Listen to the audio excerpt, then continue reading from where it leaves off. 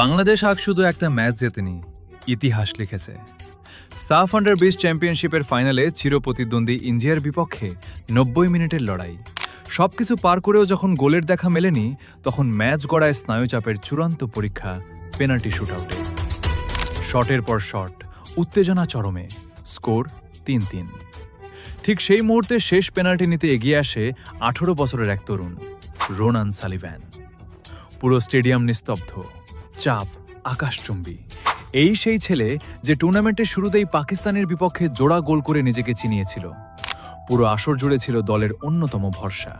কিন্তু তার গল্পটা এখানেই শেষ না। সে চাইলে আমেরিকার হয়ে খেলতে পারত, কিন্তু দেশের টানে, ভালোবাসায় সে আমেরিকা থেকে এসে জড়িয়ে নিয়েছে বাংলাদেশের লাল সবুজ জার্সি।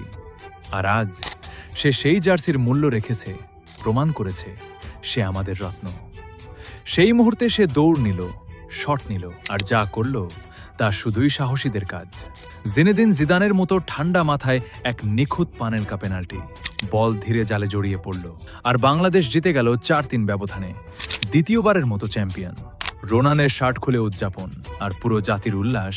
এই মুহূর্তটা চিরকাল বেঁচে থাকবে। এই জয় শুধু একটি ট্রফি নয়, এটি এক নতুন যুগের শুরু। মনে রাখবেন নামটা, রোনান সালিভান। কারণ সে শুধু ম্যাচ জেতেনি, সে কোটি মানুষের হৃদয় জিতেছে, আর বলে দিয়েছে বাংলাদেশের ভবিষ্যৎ ভয়ঙ্করভাবে উজ্জ্বল।